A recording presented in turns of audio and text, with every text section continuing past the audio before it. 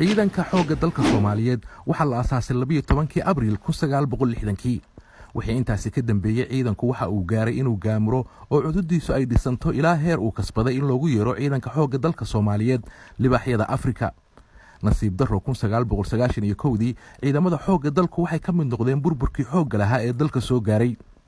markii ay dib u soo laabatay dowladnimada Soomaaliya mas'uuliyadda koowaad ee looga fadhiyay dhammaan dowladihii dalka soo maray waxay ahayd dhismaha ciidanka xoogga dalka. inkasta oo isku dayo badan la sameeyay waxna la qabtay haddana kuma guuleysan dhismaha ciidan tiradooda la og yahay xog ururin iyo diiwaangelin leh bil walbana xuquuqdooda hela. 30 sano kadib waxa la aaminsan yahay in waqtigan lagu jiro xilligii ugu fiicnaa ee ay ku soo kabanayaan ciidanka xoogga dalka Soomaaliyeed. 3 sano ee la soo dhaafay waxa lagu guuleystay dadaalo dib loogu dhisiyay awoodii iyo xooggii ciidanka qalabka sida. marka hore intaynaan u gelin faahfaahinta guulaha laga gaaray dhismaha ciidanka xoogga dalka waxa muhiim ah inaynu dib u milicsano qorshaha dhismaha ciidanka caqabadihii la soo maray iyo halka ay hawshu ka soo bilaabatay. madaxweyne maxamed cabdullaahi farmaajo ayaa sanadkii 2017 loo doortay xilka madaxweynaha jamhuuriyadda federaalka ee Soomaaliya. madaxweyne farmaajo oo garowsan dhibaatada ay argagixisadu ka hayaan shacabka Soomaaliyeed iyo sida ay muhiim u tahay in dalka looga ciribtiro ayaa doorashadiisa kadib waxa uu hamigiisa koowaad ka dhigtay in la qaado duulaan dalka looga xoreynayo argagixisada shabaab. ka hor inta aadan dagaal gelin sida aynu wada fahamsannahay waa inaad ka warqabto awoodda ciidanka aad haysato tiradooda niyad ahaan sida ay yihiin iyo tayadooda. waana taas tallaabadii ugu horeysay ee uu baaritaankeeda ku dhaqaaqay madaxweyne farmaajo markii uu maalmo kooban xafiiska joogay. madaxweynaha ayaa isugu yeeray saraakiisha sarsare ee ciidanka xoogga dalka isagoo la yeeshay wareysiyo kala duwan kadibna waxa uu booqday talisyada iyo fariisamaha ciidanka xarunta wasaaradda gaashaandhigga iyo goob kasta oo ciidanku saldhig ku lahaa.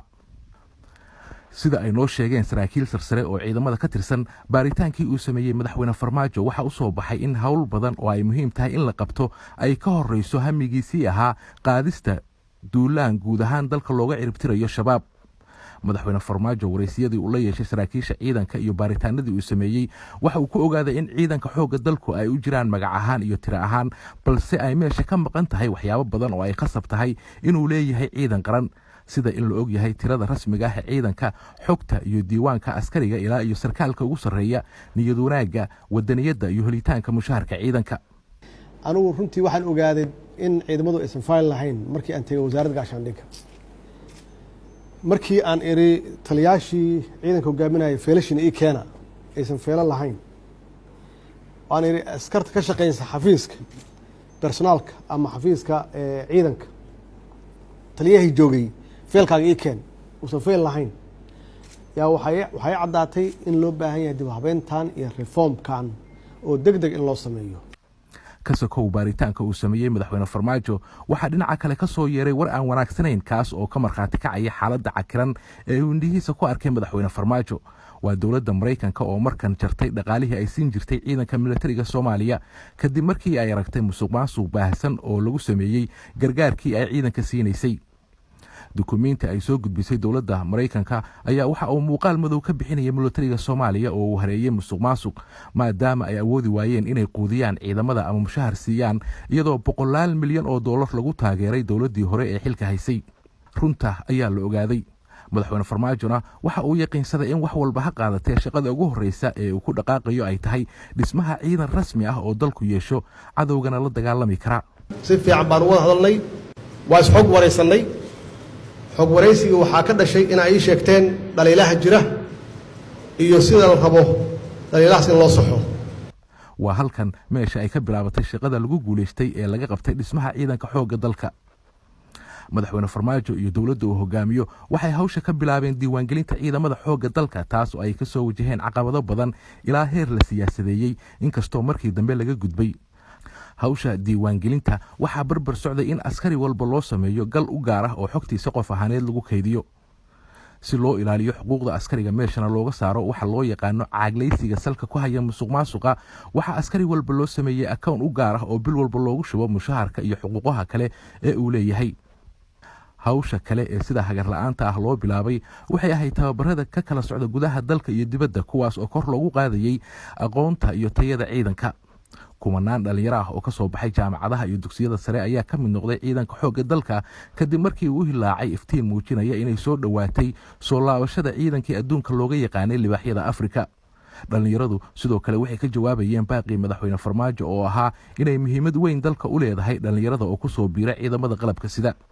ciidanka marka uu qoranayo wuxuu u qoranaya maaha in loo ka helo inuu shaqo ka helo oo ku noolaada maaha, wuxuu u qoranayaa ciidanka inuu naftiisa u hibeeyo, inuu ciidiisa u dhinto, inuu dalkiisa difaaco yuu u qoranayaa ciidanka.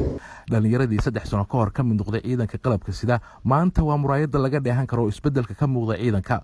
waxay soo dhammaysteen tababaro, waxaa quluubtooda ku jira wadaniyad iyo daljacayl, iyaga oo habeen iyo maalinba diyaar u ah difaaca dalka iyo sugitaanka nabadgelyada.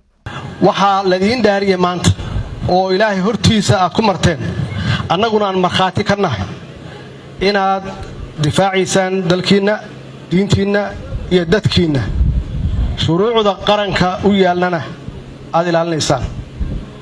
waa mas-uuliyad aad iyo aad u weyn, maxaa yeelay waxaad maanta ku dhaaratay inaad diyaar u tihiin inaad u dhimataan oo dhiiggiina u daadaysaan.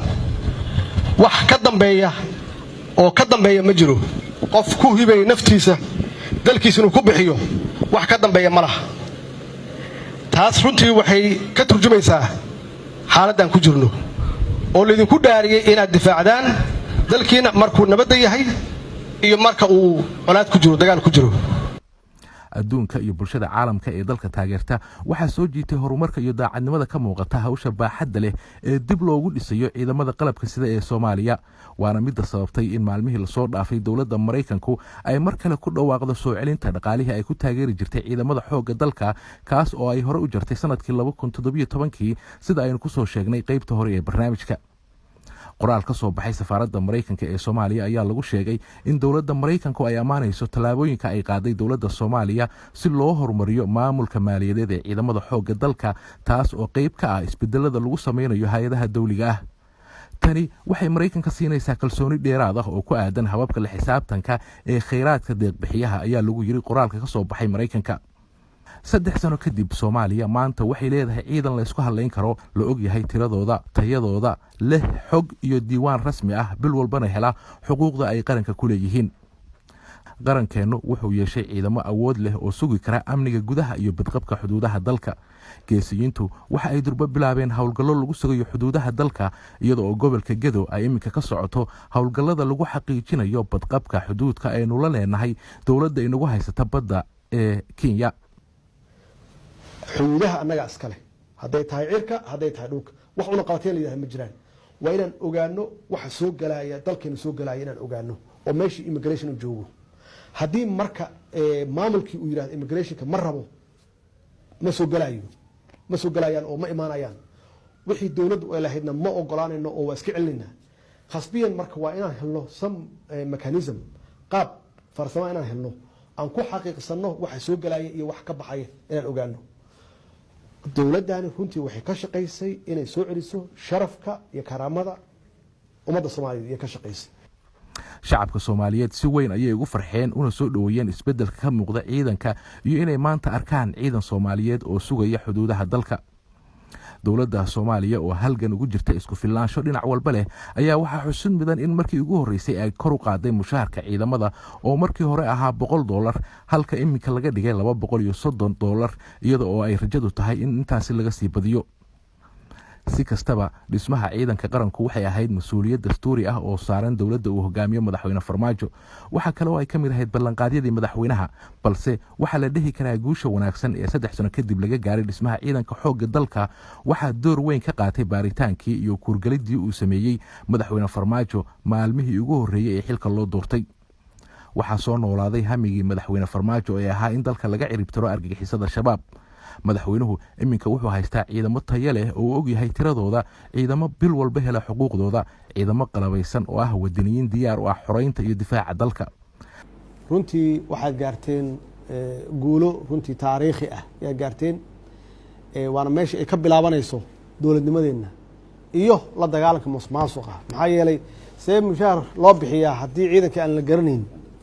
haddana waa ku mahadsan yihiin saraakiishii nagala qayb gashay iyo askartiiba inay ogolaadaan in la maro sida saxa ah oo askariga dhabta ah iyo meesha uu joogo iyo garaadihiisa in la hayo si aan u ogaano yaa shaqayn kara oo diyaar ah iyo yaa howlgab ah iyo yaa maxaan ku irahdaa curyaan ah oo u baahan in maaragtay la daryeelo marka runtii waa horumar weyn oo la gaaray insha allahna aan xoojinno hala adkeeyo oo hala ilaaliyo systemka hala ilaaliyo maxaa yeelay tan hadda systemkii la dhisay haddii la dayaco oo waxa laabaan wixii la qabtay waxa weeye waa hal bacaad lagu lisay haddaan nahay dadkii dhashii lahay dalkan difaaciyo dagaal diyaar baanu nahay